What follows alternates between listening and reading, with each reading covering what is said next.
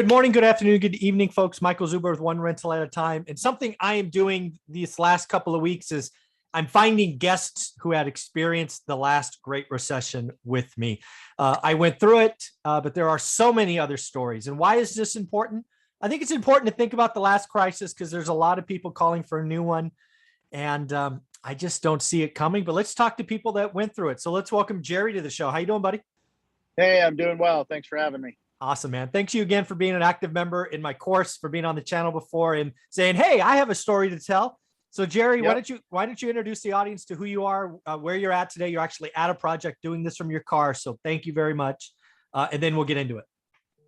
Yeah, so I'm in Lynchburg, Virginia. So basically central Virginia. And let me get something off the screen right now. Mhm. So I am in the middle of helping one investor bought a house, was going to flip it. We sat down and really ran the numbers on it and found out that there wasn't enough spread in, that he paid a little bit too much on his buy price. Right. So his basically only exit came to Airbnb. Oh, okay. So we kind of changed what we were going to do to it, actually toned down the flip a little bit into something that would Airbnb. He brought in an Airbnb manager to help us with some of the design and flow of the property. And then we've gone ahead and rehabbed it.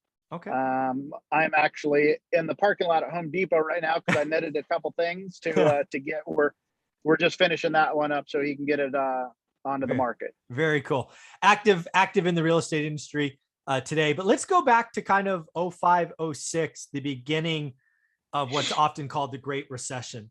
I know you were engaged with different financial institutions and kind of working in that environment. So why don't you paint the vision of when did it start feeling different? Because you were involved as we were in the run up, but then one day it's like REOs are everywhere and people are stressed out. What did you notice when it kind of flipped?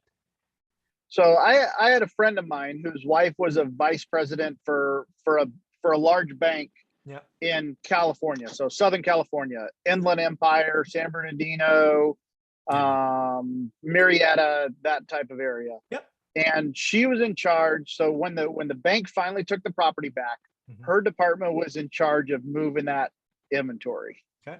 So her department, rather than a lot of the banks back there, they just put it on the market, sent it to one of the ones that you've talked about, that all of a sudden these houses pop up in whatever condition they are. Yeah. They're sold for, like you've said many a times, under asking. Absolutely. And it was a formula, dude. Once you figured out the formula, you could just, they're going to say yes every time at 89% of asking. Okay. 89% of asking.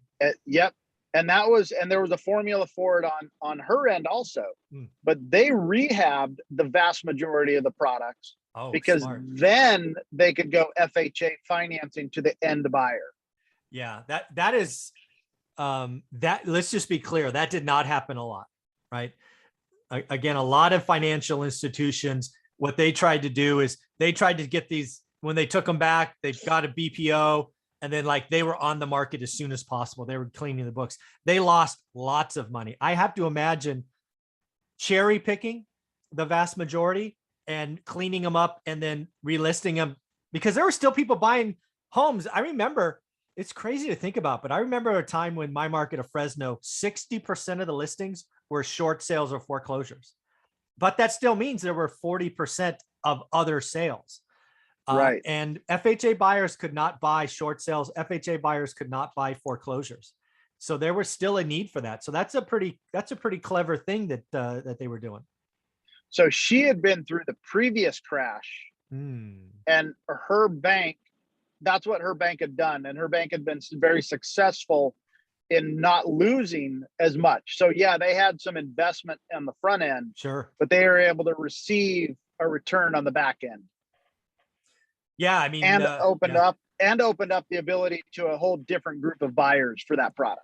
That's the key. There was even back then, even in the depths of my market, I think the worst year was maybe late 09 or 10 and 2010. And there was still plenty of people that wanted to buy 3.5% down, 5% down, first time homeowners.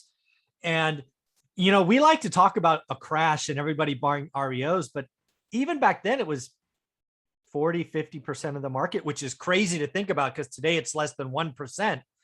But there's still the other side that wants nice, clean, pretty smelling homes.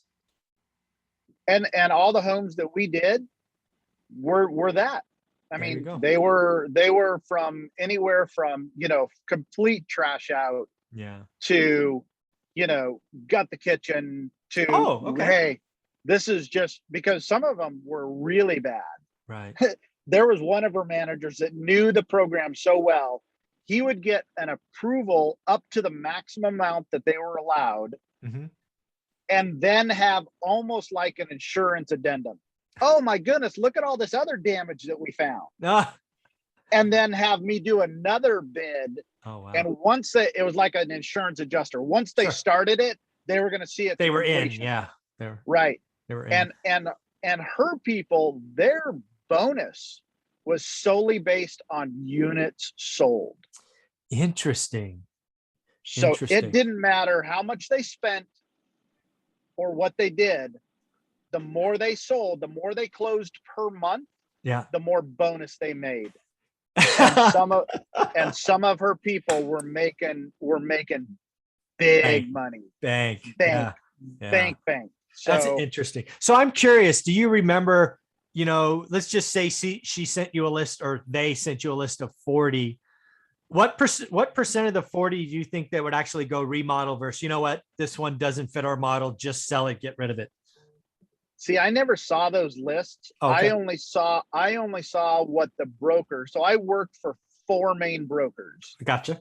Doing this. I only saw the emails that they would send me. So typically I'd get a phone call or a text. Hey, such and such just came up. I've sent you the email. Yeah. I go to the email, find it. Okay, cool. Next day or two, I'd get to the house. Usually I had about 48 hours to get to the house, do a walkthrough on it. I knew what they would allow. I knew what they wanted, get them over a price. And I would usually hear back within some period of time, as to, okay, that's good. Or we're going to hold off on this one. So what was the percent of hold off, right? So what I'm envisioning is, you get 40 in a month, or maybe, I don't know, 40 in a week, whatever it is. I'm guessing every bid didn't equal a job. I'm guessing there was some kind of. So on what I did, I would say we were probably 50%. Okay. 50. That would make sense. That's probably where I would have guessed, because some of them didn't fit the model or some other reasons. That makes good sense to me. What happened over the course of time? Because I believe you start doing this in 06 and then 07 and then 08. Did you notice changes? Because I think this bank was sold to other banks along the way. Did it ever change, or was there a time that it was worse or better? It did change. It started changing in probably 09, 10. Okay, so the period of time that I did those was, I started doing my first one. It was a condo in Ontario, California in 05. In 2010, I did my last one. Okay. Wow. 5 years. So it was a period of 5 years. I did my last one because at the time I was going through a divorce and I needed my focus had to change. I could no longer do that anymore. Right. And so that just went away. Okay. Very cool. So did the volume change, the yes answers? What was happening as we were getting to 9 and 10? Instead of doing 50%, was it 20% or maybe 80%? I don't know. I think what I remember is that the quality of the property that didn't get repaired was better. Ah, interesting. Okay. So before, when it first started, it was paint and carpet everything, no matter what. Right. Paint and carpet everything. Okay. And then it got to the point where, we're not going to carpet that. Let's just clean the carpet and paint it. Okay. And then some of them were, we're just going to trash that one out. Just do a really good trash out and put some air fresheners in it. Yeah.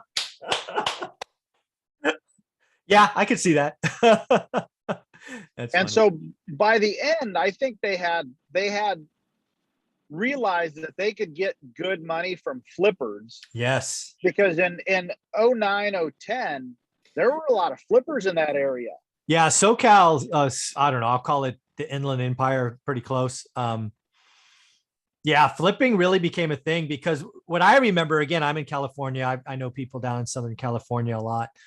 And what happened in 2010 is we actually started getting hard money programs for flippers, right? There was a time where even hard money didn't want to lend on that product.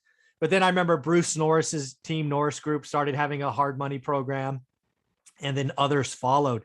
Yeah, flipping really took off in Southern California, kind of 09 and 10. And then from there, the game changed. Once Wall Street realized it was profitable, the inventory was gone. Yeah. So I was really out of the real estate market completely from 2010 until probably 16, 17. Okay. So it was dealing with other things, and that was just not in my focus area at the time. So yeah. The other thing, go ahead. The Norris Group was very common. Their yard signs were everywhere down there. Yeah, the Norris Group is, and again, just so you know, I give Bruce Norris huge credit for saving my ass. He introduced the affordability index to me in like 2005. It allowed me to get out of all my houses in 06 into apartments. And I'm like, Bruce, I owe you, buddy. And I actually gave him a shout out in my book. But yeah, the Norris Group, I've paid to go see Bruce Norris speak before. He's doing a lot of work in Florida now. But yeah, back then the Norris Group was all over Southern California. Tony Alvarez, Mike Cantu, all these other guys were big in Southern California. So I'm curious, the jobs that you were doing back 05 to 10, I'm going to guess these were kind of like 3 to 4 week jobs, because again, these are sitting on the bank's books. I'm guessing these weren't like, you were not adding square footage. You were just cleaning and the structure. Never. If anything, we were taking away square footage. Oh, tell me about that. What do you mean by that? So if there's an unapproved addition on the back of the house, it's got to go, because the bank, so where the bank was selling it, they had very specific guidelines that they had to deal with. Yeah. So if it was an unapproved carport, an unapproved addition or whatever, they didn't want to go through the timeline to go through city and planning and everything. So no, we just tore them down, loaded them in a dump trailer and got rid of them. Gone. I bet you there was a couple you tore down. It's like, this was actually done right, but just because it wasn't on the plan, you're like, nope, got to go. Man, there were several. There was a lot of times that you'd walk into it and you're like, it's just a shame to tear it down. Yeah, but this is actually really well done. Yeah. It was more economical to spend a few $1,000s to tear it down than it was fight the city, Then fight the city, spend 6 months to leave it on the books. And the square footage value then was, it was nothing. So that's true. So they'd spend the money, demo it, and they were all speed. It was right. This is actually a genius move, right? So prices are falling. Your bank realizes they can race to the bottom with every other bank. They say, no, let's take 2 days. Let's give Jerry 2 days to get us a bid. And then they're going to do a valuation and say, okay, if we spend 30, will we get 50? Right. Because that's what they were doing by selling to FHA buyers. I'm sure there was a return they wanted. And they likely did much better than other banks that were just sell. Yep. I don't know the exact numbers of it, but that was the just when I sat down and talked with her, and and her husband and I were actually friends. Okay. And when I sat down and talked with her about it, that was exactly what it was their return was enough to justify the month doing it, right? Yeah. From a bank perspective. Bank's not going to spend money unless they're getting a return on it. Absolutely. But the ability to have so many other buyers was the main factor. Yeah, that's just a genius move on their part. I guess, and the other thing to talk about is, we're in the thick of it. Let's think like 07, 08. So we're past the beginning. We're like, oh my God, the world's different, and it's not the end where things are drying up. You're right in the middle. Did it ever feel like to you, like, is this ever going to end? It just never stopped. Did you ever have one of those days like, wow? As far as as far as what was going up? Yeah, just the inventory and there's more problems and more problems. I mean, there for a while, it was like, is real estate going to be worth zero? Yeah, there were times when it seemed to be a free fall. Yeah, just weird. Yeah. So I had my personal home I bought in '05. Hmm. Had to pay out of escrow a $10,000 basically additional purchase price out of escrow Right. to the listing agent, who also happened to be the owner, for me to get the house. Wow. So made the offer was accepted, comes back within a few days that says, hey, I got another offer. It's 10 grand more. If you still want the house, you need to bring in that other 10 grand. But Mhm. oh, by the way, I want that 10 grand in a cashier's check outside Outside of escrow. Yes. Looking back Oh, on it, yeah, that's not looking good. back on it now, knowing what I know now about the system and the process, she would have lost her license. Oh, absolutely. Yeah. No, That no that question. that that is, so not okay. Yeah. But Yeah. ex wife at the time Yeah. wanted it super bad. Of course. This was Do her what you dream can. home, and do Yeah. what you can. So Yeah. you go down and you get that check, and the purchase of that house was very, very crazy. Looking back at it now, Yeah. just the purchase of housing Yeah. back there Yeah. was wild. That's great. What was the biggest delta you remember? Because maybe I don't know if you saw the numbers. If you didn't, no big deal. But like I remember one house I looked at. It was a brand new build. I think the number was 667. This is in Fresno, California. It sold for $667,000 in '06, which at the time put it like in the top 5% of housing sold in Fresno. That house ended up selling after the crash for like, I think it was 202. So like that was a 450,000. Now it was in rough condition, but still, that was the biggest gap I saw in my market. Did you see any kind of crazy like peak to trough? So that personal house, that house that I bought, so I bought it in '05. Okay. Paid 605 plus the 10 out of escrow. Okay. Financed it 80% first, yeah, 15% second. Oh, yeah. A borrowed 5 from a quote unquote family member 5% to Woo! close it. Okay. Sold it 2 years later at 685. Okay. That same exact floor plan, a cul-de-sac above mine, same exact floor plan. The Thursday night before mine was supposed to close, came on the market at 540, I believe. Oh, wow. 540, 490, something like that. Yeah. Ended up selling at 440. Glad you got out when you did. Literally by the skin of my teeth.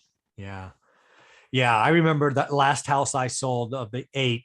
It felt like it was the peak, like the day the market peaked, I closed escrow because it just all started falling apart. Once those adjustable rate mortgages started blowing up, those arms, those what they were like 98%, 2% loans, and that's what I had. Those teaser loans. Oh, pick a payments.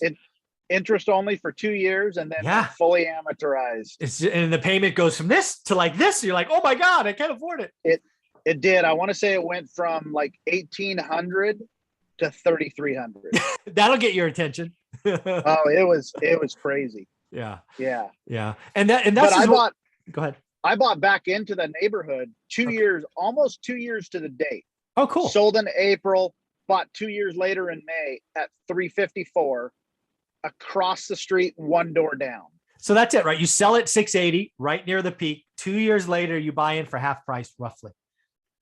Yep. That's the market. That's crazy. And what is it today? Or if you don't own it today, what would it be today? The 685 one that I sold is probably mid 7s, I would bet. Okay, so we're back above the peak. Right. There's a house at the end of the street that I know of that sold of in the 9s, but it was amazing. I mean, it was completely remodeled, an amazing backyard, pool, gazebo, built-in kitchen in the back. I mean, everything. Yeah. But the one that I bought at 354, I would put its value at probably 650 at least. Oh, that's not bad. That doesn't suck. That's good. No. Yeah. No. So I guess the last thing I want to talk about is two guys that were buying before the craziness and we experienced the craziness. Do you see anything today that gives you pause? It's like, hey, we're doing the same kind of nuttiness as last time. Are you seeing anything like that? No, because I think, you've mentioned it many times, but as an investor, I couldn't have bought any of the houses that I bought back then. No, the lending Today. product's not there. Yeah. No, the lending product's not there. There's no way I could have bought any of those houses that I did. Yeah. Secondly, if it's an investor, the rules for the investor are completely different. Mm-hmm. So, you've got to bring in your 20% down. Minimum. You've got to do that. But the biggest factor is the lending right now. Yeah. To me, Yeah, the no, I biggest agree. difference is, the one house of the 4 houses that I own 3 of them free and clear. The one house that I have a mortgage on, I just refinanced at 3 1/8. Yeah. It's people need to hear that again, right? The lending nuttiness from like 04 to 06 was so out of control. It was like the market was almost on cocaine. It was so unnaturally high and hot. It's nothing like today. Lending is harder today for investors than I've almost ever seen it, except for 08 and 09. 08 and 09 were impossible. Now you got to do, most of us have to do 25% down. You're only getting 30-year product. I mean, why would you not get a 30-year product? I mean, I don't see any of the lending setup. I don't see any of them. We're starting to see a little bad habits with owner occ, right? We're starting to see some really high leverage, but this is just the beginning. It's such a small knit that it's not going to move the market. But I do see signs where if they continue to goose the first time buyer and give them this and give them that, it might be a problem, but that's years from now, right? We're nothing like 05, 06. No, I don't see, having been through that and seen both sides of it. Yeah. It's nothing like that. Not where I'm at anyway. Yeah. Well, and you're in Southern California still? No, I'm in Virginia. Oh, Virginia. Central I'm sorry. Virginia. Yeah. Virginia. Yeah. So yeah, I don't see it anymore. I still have several friends in Southern California. One guy that he probably got 70 doors. Yeah. And he's still buying and flipping. Yeah. It still works. And flipping, and he's gonna keep buying and flipping on the way up. And he's smart enough, and he's been through it. He's been doing it since 02. Oh wow. He'll buy and flip on the way down. Yeah, it's guaranteed. Cool. Yeah. So yeah, that what any chance you can introduce me to him offline? We'll see if we can get him on the show one time. I think that'd be a cool story. So I know that he does do stuff, and yeah, he's a good guy. Offline, absolutely. Cool. Thanks, I'll Jerry. even reach out to him. I know him. Yeah. I'll reach out to him and I appreciate that. Say, hey, I know this guy. He'd like to interview you. Are you up for it? Let's see. see. And go from there. But we'll talk offline about that. Very cool. Thanks, Jerry. This was such a fun time remembering those times, because sometimes you're like, I don't want to remember, but with everybody talking about the crash, it's sometimes fun to go back with someone like yourself who was there. It's like, dude, there's nothing similar today to that time frame. It's not even close. So any closing thoughts? Get all the long-term 30-year low interest debt that you can get. Exactly. Like you said, how much can I get? Yeah. Okay. I want all of it. Exactly. I want all of it. Yeah. Exactly. Well, Jerry, thank you for doing this from Home Depot parking lot. Take care of yourself. Have a wonderful day. Thank you for all you do, Michael. You got it, buddy.